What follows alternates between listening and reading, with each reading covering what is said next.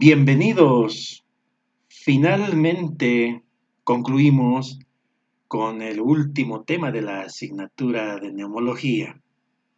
El tema a desarrollar se denomina emergencias en neumología.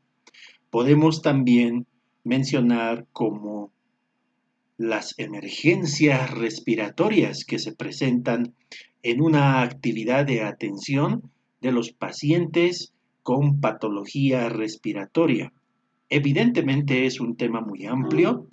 Todo lo avanzado hasta el momento se constituye cada uno de estas enfermedades, de estas patologías respiratorias que afectan a la vía aérea inferior, pueden cursar con una situación de emergencias en un momento en que el paciente esté, por ejemplo, con una enfermedad pulmonar obstructiva, y es el asma que puede condicionar a que se interne por una situación que amerita por la exacerbación de aquel broncoespasmo.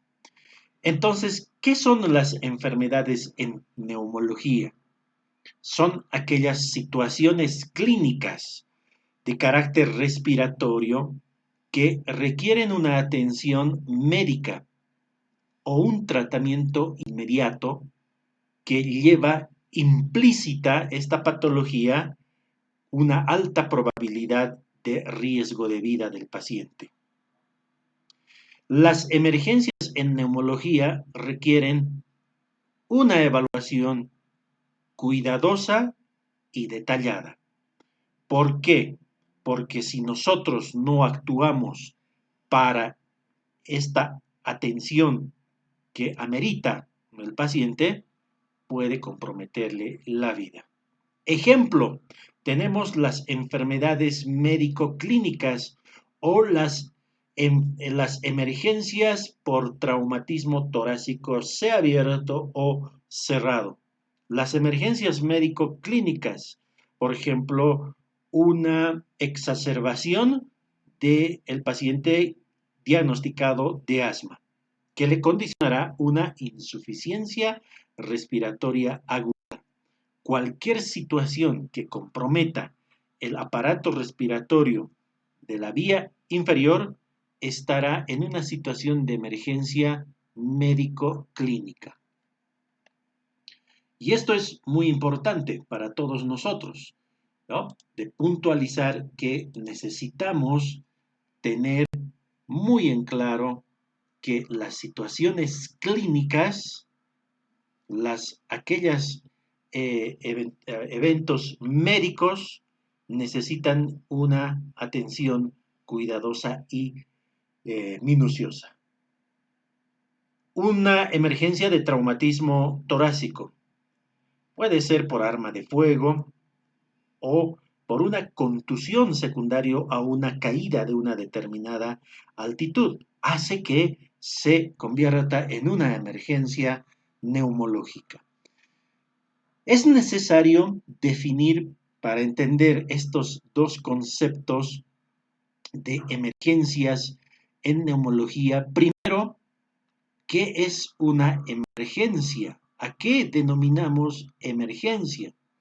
Nada más que es una situación de salud que amerita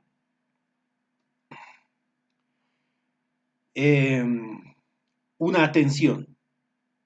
Y esta situación de salud se presenta repentinamente y que requiere una atención médica o un tratamiento. Esa es una situación de emergencia. Dicha situación clínica médica lleva implícito una alta probabilidad de riesgo de vida. Evidentemente, esto está relacionado con la magnitud de la lesión que comprometa a la vía aérea inferior.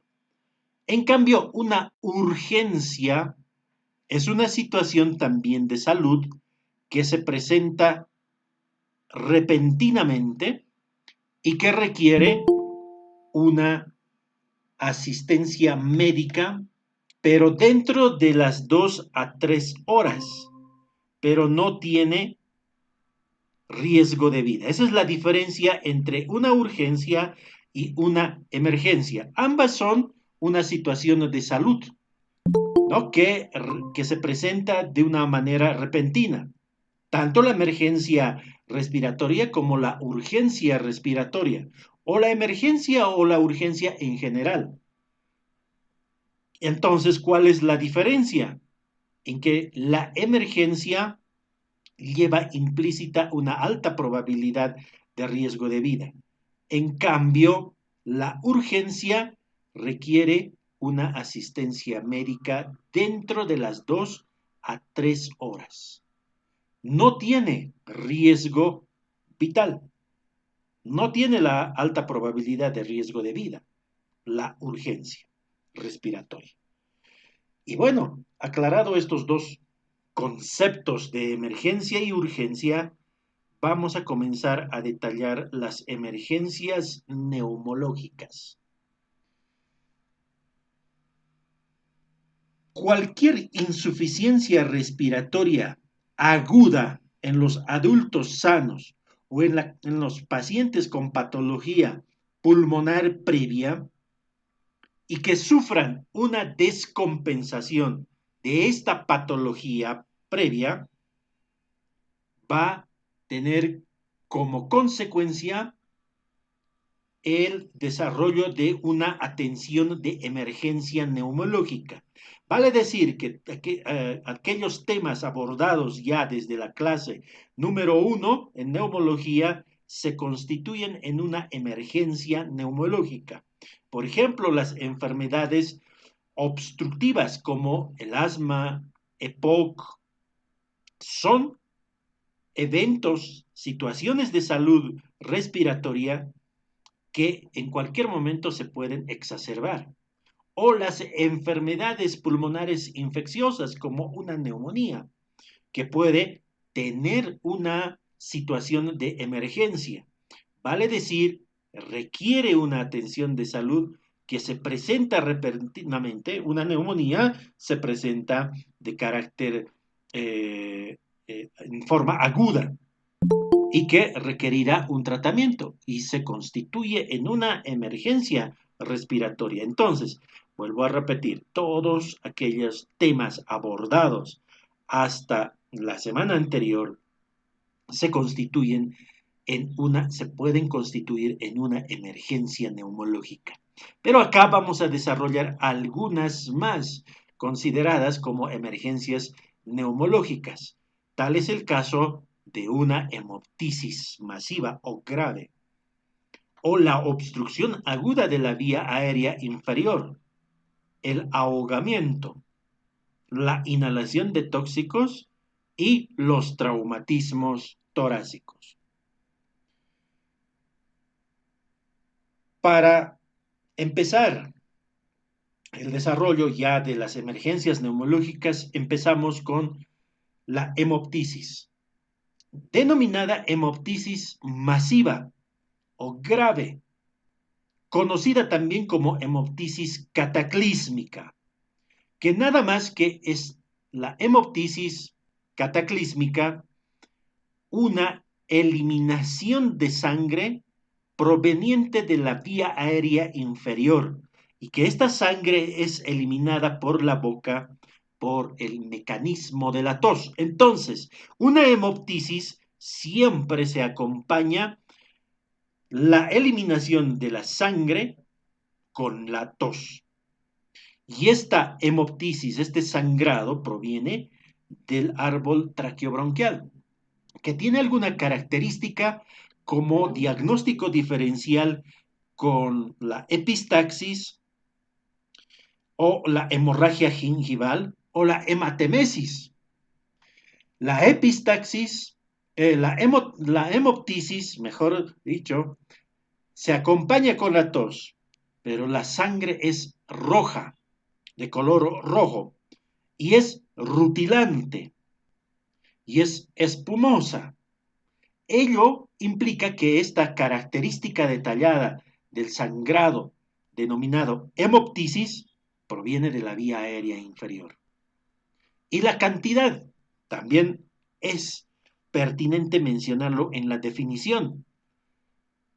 Entre 200 a 600 mililitros en 24 horas se considera hemoptisis masiva. Ya a partir de 100 mililitros, algunos textos indican de 60 mililitros, mayor a 60, se constituye por definición hemoptisis. Pero acá estamos definiendo hemoptisis masiva o cataclísmica. Por lo tanto, la cantidad está entre 200 mililitros a 600 mililitros en 24 horas.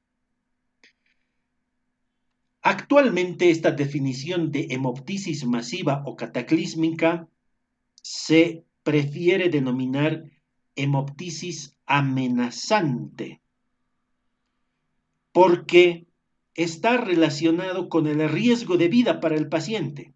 Hemos definido lo que es emergencia respiratoria y urgencia respiratoria, ¿cierto? La emergencia lleva implícita una alta probabilidad de riesgo de vida. En cambio, la urgencia no tiene ese riesgo de vida.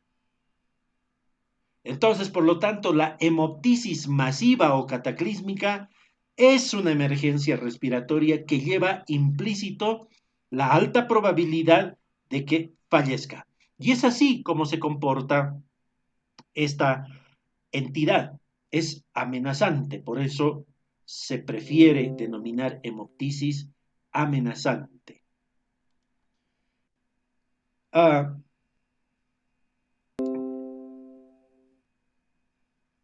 Y por lo tanto, si nosotros ya comenzamos a detallar la hemoptisis masiva cataclísmica, debemos de indicar por qué, cuál es el mecanismo patogénico de la producción de la hemoptisis masiva cataclísmica. Es secundario a una inflamación crónica que existe en el parénquima pulmonar. Esta inflamación crónica puede ser por la tuberculosis pulmonar o las secuelas que deja esta enfermedad infecciosa crónica, como ya lo hemos visto en el tema correspondiente de la tuberculosis pulmonar. Entonces, o puede ocurrir que existe una inflamación crónica como son las bronquiectasias, que por la formación de neovasos condiciona una hemoptisis masiva. Y así, ¿no? Podemos mencionar las inflamaciones crónicas del parénquima pulmonar. También el mecanismo patogénico se produce por un aumento de la presión intravascular pulmonar. Patologías como el tromboembolismo pulmonar.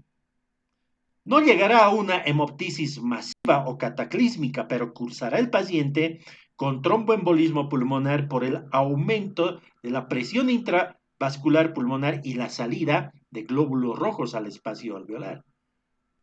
O el mecanismo patogénico de una hemoptisis es secundaria a una disminución de la perfusión pulmonar, el enclavamiento de un trombo, obviamente como consecuencia aumento de la presión intravascular pulmonar. O la patogenia se produce por una ruptura del vaso pulmonar. Es conocido que la circulación pulmonar tiene de dos tipos, una circulación mayor o sistémica, la menos importante, solamente nutricia en un 5%, y la circulación menor o pulmonar propiamente dicha, que constituye prácticamente el 95%. Entonces puede producirse hemoptisis, ya sea del sistema de arterial, sistémico o de baja presión. Por lo tanto, se, se producirá, cualquiera fuera la afectación, una hemoptisis masiva o cataclísmica. Actualmente, como hemos mencionado, es mejor llamarlo hemoptisis amenazante por el compromiso del riesgo de vida para el paciente. Continuando con la hemoptisis masiva, eh, mencionaremos la etiología, las causas de la hemoptisis en general. Mencionamos la tuberculosis pulmonar activa o las secuelas, como las bronquiectasias o las neoplasias pulmonares malignas. O la hemoptisis puede tener una causa idiopática desconocida. No se conoce.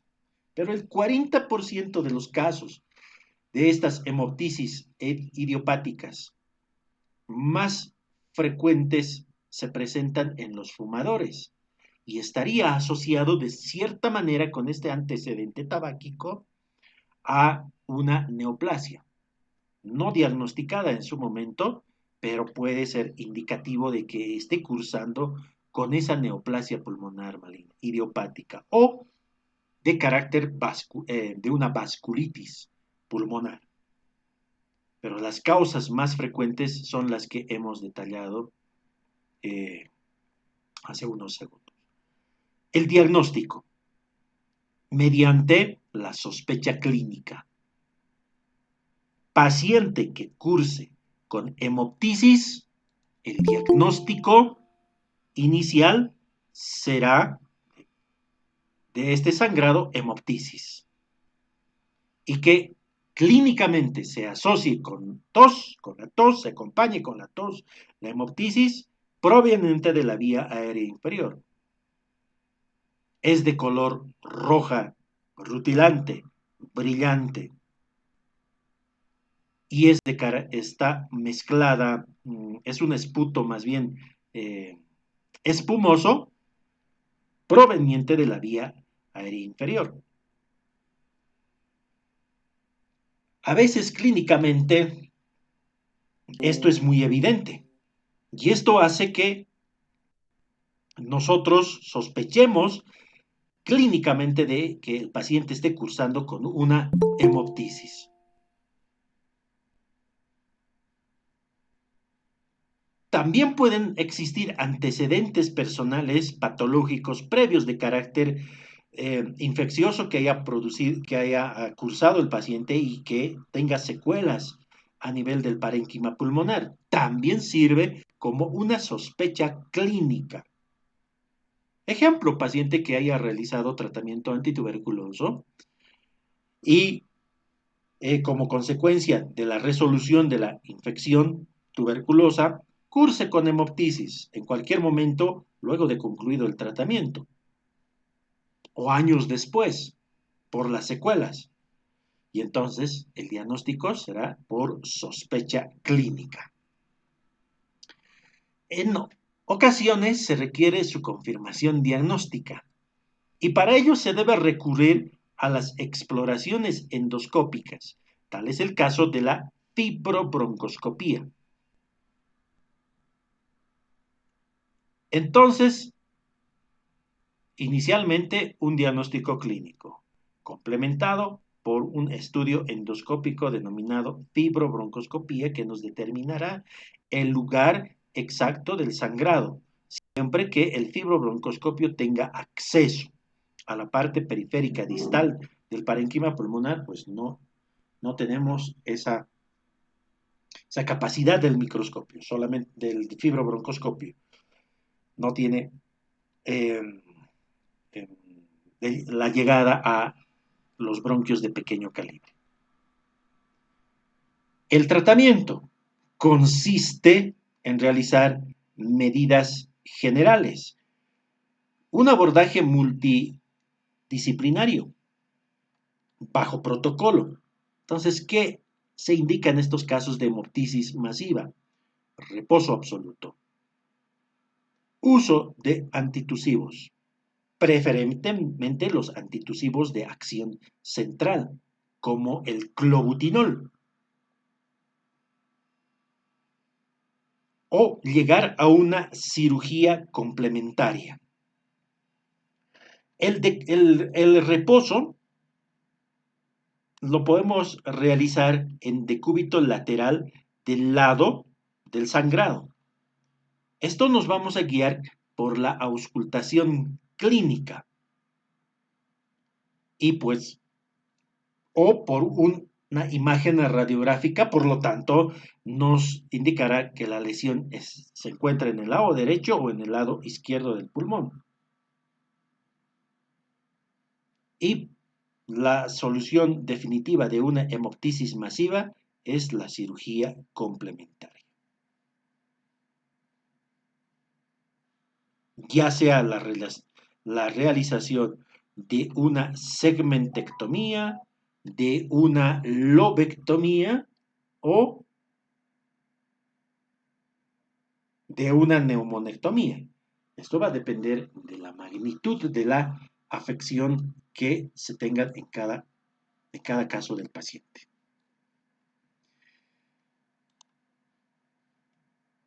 Otra emergencia neumológica es la obstrucción aguda de la vía aérea inferior. Nada más que consiste en la obstrucción o una oclusión total o parcial de la luz bronquial, secundario a una aspiración de un cuerpo extraño. Sobre todo ocurre esto en los niños, porque se llevan frecuentemente objetos hacia la boca y entonces puede ingresar dicho cuerpo extraño y obstruir parcial o totalmente los bronquios a partir de la caringa. En las personas adultas se presentan sobre todo en aquellas personas que tienen prótesis dentaria, por ejemplo. Y entonces ello evidentemente puede ser una situación de que el cuerpo extraño se enclave en los bronquios. La etiología son muchas, pero generalmente como factores de riesgo que contribuyen a la presencia de la aspiración de cuerpo extraño, en los adultos está la situación de etílica, aquellos en los pacientes alcohólicos, en los pacientes que utilizan sedantes, se pueden aspirar cuerpos extraños, aquellas personas que tienen dentición en mal estado o estados de senilidad, pacientes ancianos, o que tengan trastornos neuromusculares. La localización más frecuente es en uno de los bronquios.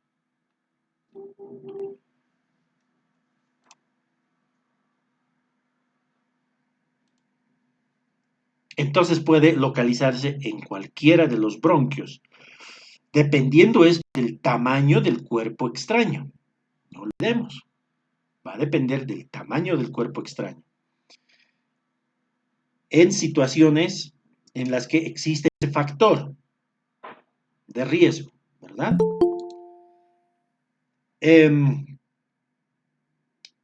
Anatómicamente, el bronquio derecho tiene un trayecto vertical como referencia de la tráquea y es el sitio de enclavamiento mucho más frecuente de algún cuerpo extraño. Además de que el bronquio derecho tiene más diámetro que el bronquio izquierdo. Entonces, por estas características anatómicas, hace que el cuerpo extraño se enclave de preferencia y dependiendo del tamaño en el bronquio derecho. Ahora, ¿cuál es el mecanismo patogénico? Una vez producida el enclavamiento, el cuerpo extraño que ha sido aspirado y así se enclavó, ya sea en el bronquio fuente o en cualquiera de los bronquios de, del bronquio principal que se dicotomiza, como ya hemos visto en la parte anatómica, va a depender de la naturaleza de ese cuerpo extraño. Si son juguetes plásticos o metálicos o tienen, son de polietileno, de nylon, ¿no? Va a depender de la naturaleza. O son las mismas, estos cuerpos extraños de naturaleza, digamos, plástico, que son plásticos, tienen mejor tolerancia y solamente se van a presentar manifestación clínica cuando se produzca un proceso infeccioso neumónico localizado. Sin embargo, aquellos cuerpos extraños que son orgánicos provenientes de animales o vegetales son mal tolerados a diferencia de los cuerpos extraños inorgánicos, ¿no? Tal es el caso, por ejemplo, eh, que se enclave maní o cualquier otro cuerpo extraño orgánico. Y entonces, por ejemplo, si es el maní, aparte de la reacción inflamatoria que se va a producir alrededor de la mucosa del bronquio, se libera el ácido araquidónico, que ocasionará, ¿no?, una neumonía, una bronconeumonía araquídica por el ácido araquidónico. Entonces, eh, las, eh, los cuerpos extraños mejor tolerados son los inorgánicos. Los mal tolerados son los cuerpos extraños orgánicos. ¿Cómo vamos a llegar al diagnóstico de la obstrucción aguda de la vía aérea inferior por un cuerpo extraño? Mediante la sospecha clínica. El antecedente de que tiene que ocurrir una aspiración. Entonces, la primera situación es el antecedente de que se aspiró. Y bueno, vamos a ver luego las complicaciones, es decir, el enclavamiento. Depende del tamaño del cuerpo extraño. Entonces se va a fijar o va a actuar como un mecanismo de válvula de libre paso. Es decir, el flujo del aire tiene entrada y salida. Simplemente en la clínica produce un pseudoasma, es decir, sibilancias localizadas, dependiendo en qué lugar se encuentre el cuerpo extraño. Esa es una situación clínica en la que se presente. También existe una fijación del cuerpo extraño.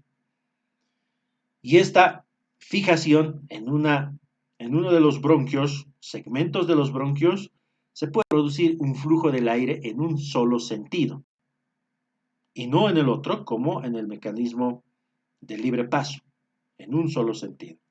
Además de que existe inflamación de la mucosa, un edema, y producirá un enfisema localizado, vale decir, una dilatación del espacio aéreo periférico de carácter local. O en una situación extrema, el cuerpo extraño actúa como una válvula de cierre total, es decir, un enclavamiento, además de un edema de la pared bronquial. No hay entrada ni salida del flujo de aire. Entonces, a consecuencia de esto, se produce atelectasia. En resumen, la complicación más grave es la atelectasia, es decir, el adosamiento de las paredes alveolares porque existe un cierre total por el cuerpo extraño, un enfisema localizado por un mecanismo del flujo aéreo unidireccional simplemente sibilancias. En la primera, la gráfica es una fase de aspiración. En la segunda existirá las opciones. En la primera fase, aspirado, cuerpo extraño, antecedente. En la segunda fase, complicaciones. Hacen las complicaciones de carácter de sibilancias, enfisemas o atelectasias. Las complicaciones van a depender dependiendo de la magnitud del cuerpo, del tamaño del cuerpo extraño. ¿Cómo podríamos llegar al diagnóstico? El antecedente. ¿Algún examen complementario? La radiografía simple de tórax o una tomografía de tórax que nos demuestre la presencia del cuerpo extraño.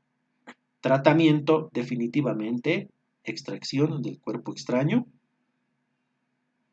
con un broncoscopio flexible o rígido. También consiste en podemos utilizar pinzas, ganchos, cestas por vía endoscópica para su extracción. En último recurso para el tratamiento de esta complicación por una obstrucción aguda por cuerpo extraño es la broncotomía, hasta llegar a una lobectomía. Mucho depende de dónde se localizó el bronquio. Si es en el bronquio principal, una neumonectomía, muchas veces cuando el cuerpo extraño está muy enclavado y no se puede retirar, sobre todo de los cuerpos extraños orgánicos. Otra emergencia respiratoria es el ahogamiento. Se definiría como la muerte por asfixia. Esta asfixia posterior a una inmersión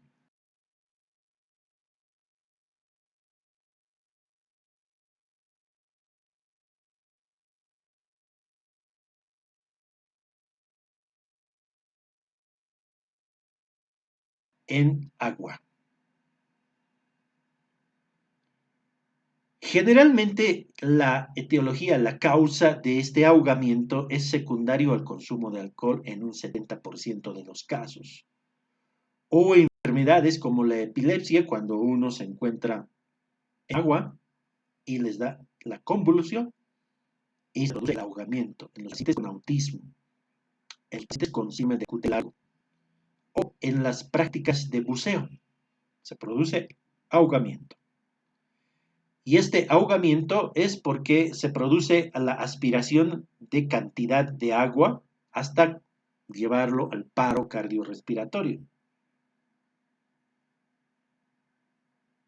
Existen ahogamientos que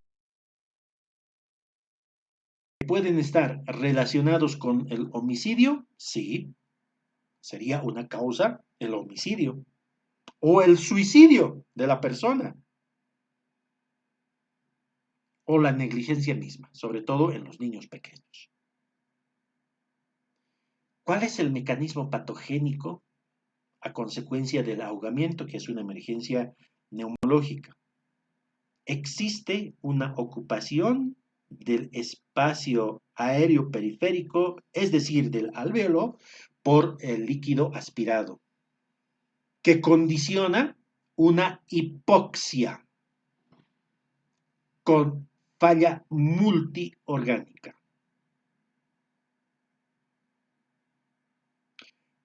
Y posteriormente se produce una inactivación del surfactante pulmonar.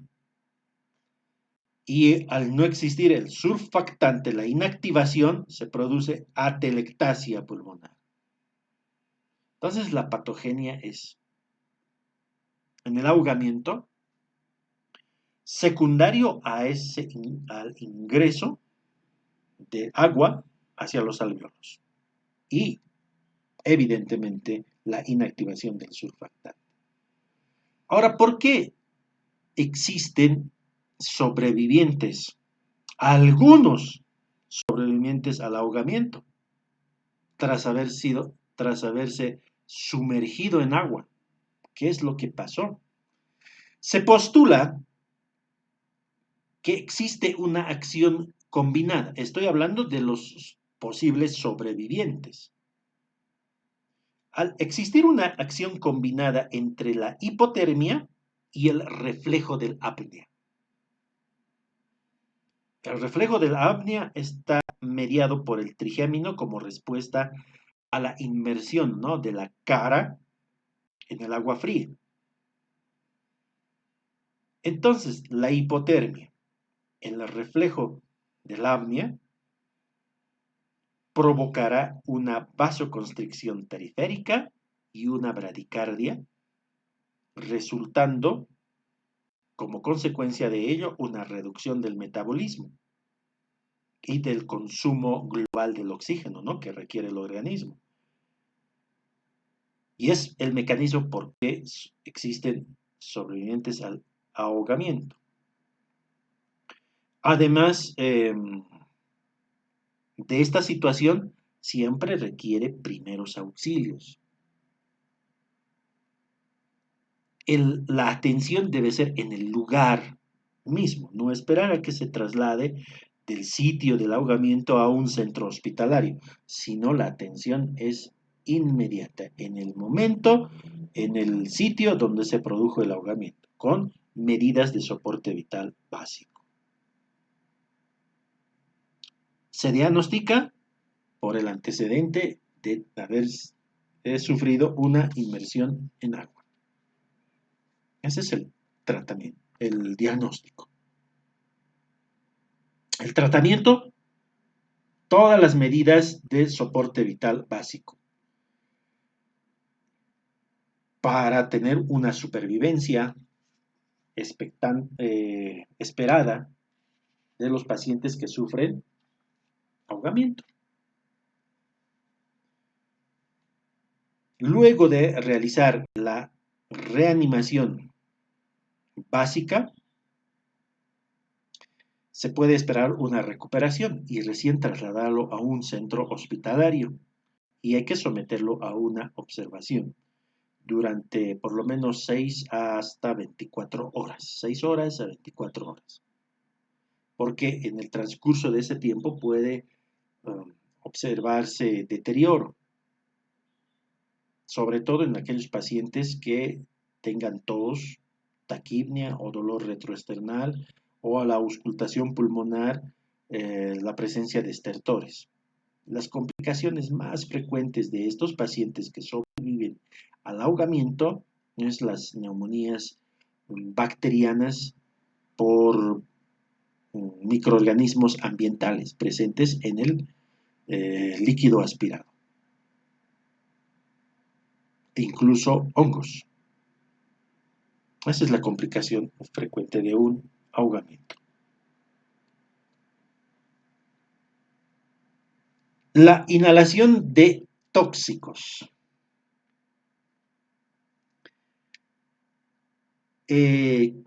Este tipo de emergencia neumológica consiste en la inhalación de sustancias tóxicas, las mismas que pueden estar en forma de gas,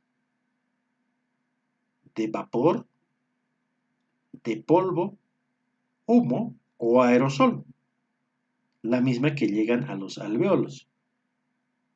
En general, la inhalación de tóxicos provienen de los contaminantes ambientales. Es por eso que en la parte etiológica de la inhalación de tóxicos se habla de contaminantes ambientales primarios, como el anhídrido sulfúrico, el dióxido de azufre, el dióxido de nitrógeno, el anhídrido carbónico o el dióxido de carbono, y como agentes etiológicos a los contaminantes secundarios, el monóxido de carbono y el ozono. Los contaminantes más importantes se encuentran suspendidas las partículas en el medio ambiente, y generalmente están compuestas por carbono, hidrocarburos o de otros compuestos químicos.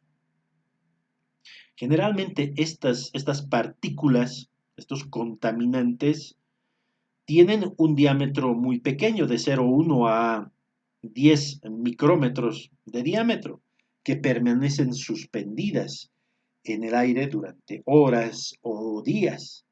Pueden ocasionar afecciones a la vía respiratoria y al pulmón, sobre todo cuando se inhalan en lugares cerrados, sin ventilación, por ejemplo, en incendio, ¿no? Por un accidente se inhala bastante monóxido de carbono y entonces el antecedente existe de inhalación de monóxido de carbono y es una intoxicación, una emergencia neumológica.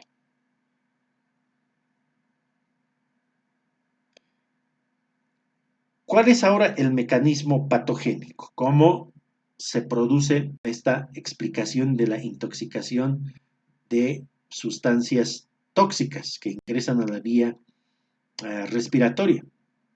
Evidentemente puede ser la explicación directa.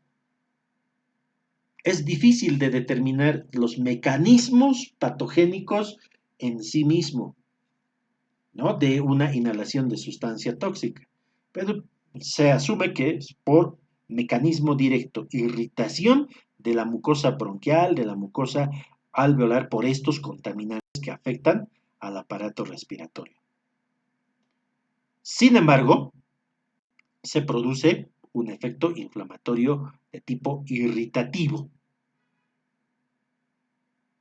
que va a disminuir la capacidad vital forzada y el volumen expiratorio eh, forzado en el primer segundo. O en los pacientes con hiperreactividad bronquial se produce un broncoespasmo.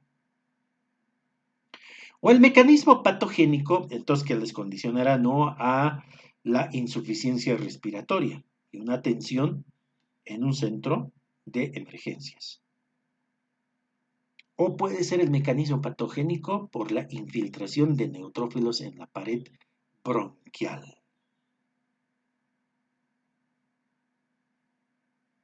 Estos, sobre todo eh, causan, sobre todo causan liberación de mediadores inflamatorios que van a aumentar la permeabilidad vascular.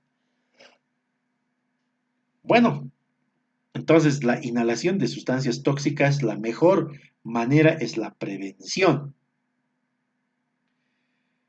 Si existen contaminantes ambientales a nivel del medio ambiente, es evitar esa situación. Los famosos chaqueos, las quemas indiscriminadas, etcétera. La mejor manera es prevenir. Y esto va a depender no del médico o de la persona que está encargada del área de la salud, sino de la implementación de políticas públicas estratégicas. ¿Cómo se llega al diagnóstico de una intoxicación? Identificando el antecedente de inhalación de cualquier sustancia en una situación en donde el paciente nos tiene que dar esa referencia. Y sobre todo nosotros, la parte clínica, relacionar estas sustancias tóxicas estarían relacionadas con la enfermedad respiratoria de base que pueda tener el paciente como asma o EPOC, es la función del personal de salud, del médico, de dilucidar de esta situación y puede tratarse de una EPOC exacerbada por inhalación de contaminantes, ya sean primarios o secundarios.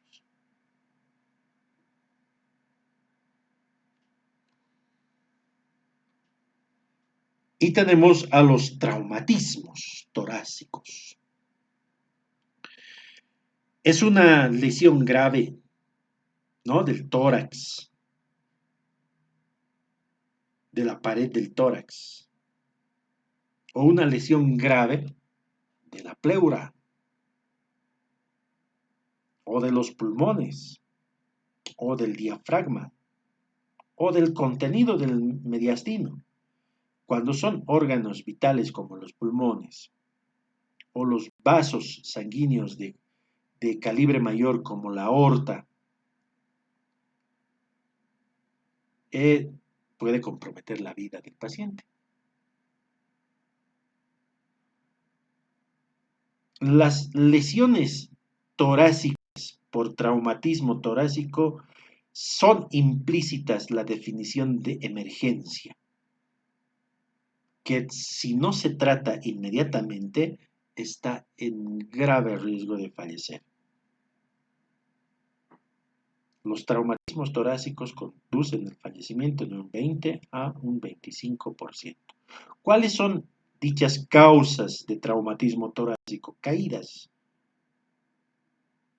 frecuentes, ¿no?, que se producen en un traumatismo torácico, sobre todo de las personas que trabajan en construcciones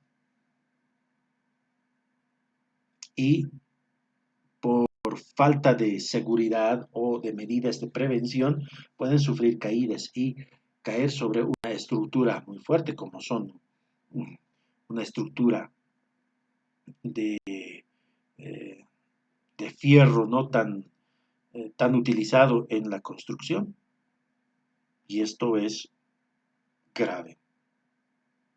O los accidentes de tránsito, agresiones en accidentes laborales, accidentes deportivos, en general, el traumatismo torácico puede ser abierto o cerrado. Hablamos de traumatismo torácico abierto cuando existe una herida penetrante. Existe una solución de continuidad. Y puede ser producido por un arma blanca o por un arma de fuego. En estos casos de traumatismo torácico abierto, el tratamiento es una toracotomía de emergencia, sobre todo cuando existe un sangrado masivo en la instalación, ¿no?, de un tubo de drenaje torácico o pleural. Y el traumatismo torácico cerrado, o conocida como contusión pulmonar, es una lesión del parénquima pulmonar. No existe una solución de continuidad de la pared torácica, de la pleura, del mediastino. Y no existe esa solución de continuidad. Y puede formar parte de un diagnóstico traumatizado. Cuando existe de las costillas y son múltiples, más de 3 o 4 costillas constituyen ya pues una parrilla costal inestable o el bolit costal, la que se conoce, y provoca una respiración paradójica. En resumen, las lesiones del tórax incluyen las lesiones que afectan a la pared torácica, con fracturas costales, esternales, claviculares, y además con lesiones pleuropulmonares. Es decir, puede cursar con neumotórax, hemotórax, obstrucción pulmonar. Bueno, hemos abordado estas patologías de emergencias neumológicas frecuentes, muchas veces por la situación de que existió una lesión cicatrizal previa, o por una situación de un accidente, de una situación de un evento que se pueda presentar y afectar a la vía aérea inferior. Con esto hemos agotado la parte de las emergencias neumológicas como último tema dentro del contenido de la asignatura de neumología. Todos los temas avanzados, más este último tema detallado, serán parte de la evaluación final que tendrán ustedes en su universidad. Y antes de cerrar la emisión, vamos a contactarnos con cada uno de ustedes en forma directa para sus apreciaciones finales.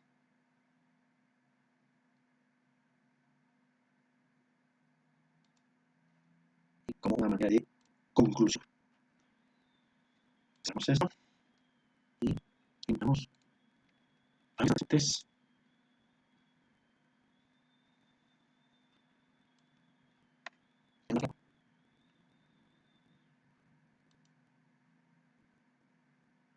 A ver, invitamos a Leonardo con tu despedida Eh, de todos eh, Hasta los que luego, estaban doctor. escuchando. Ha sido buena la clase. Hemos aprendido mucho con usted, doctor. Y vamos a seguir aprendiendo, doctor, me imagino, con estas clases magistrales que nos ha dado también, doctor. Muchas gracias por todo, doctor. Bueno, Leonardo, hasta pronto. A ver, una damita. Paulina, tu despedida de la asignatura de neumología.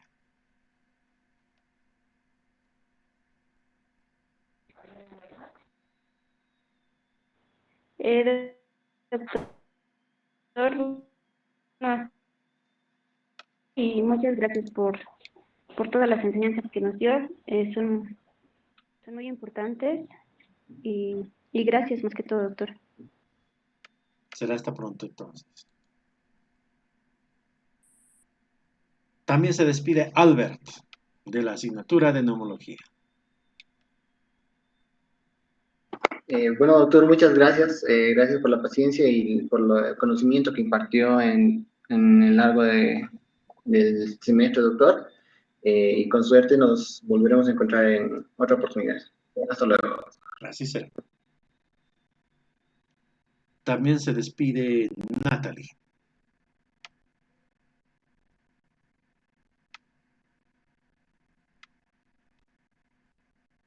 Noelia, tu despedida de la asignatura de neumología.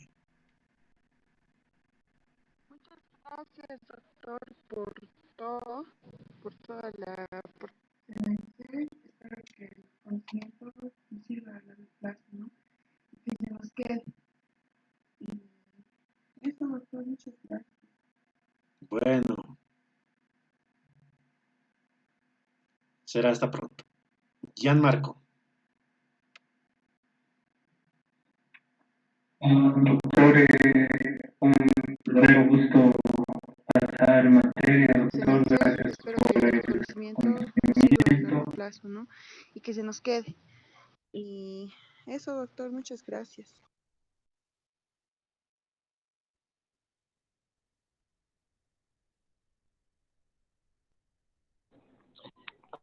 Doctor, un verdadero gusto, doctor. Gracias por el conocimiento, asimismo por su paciencia también.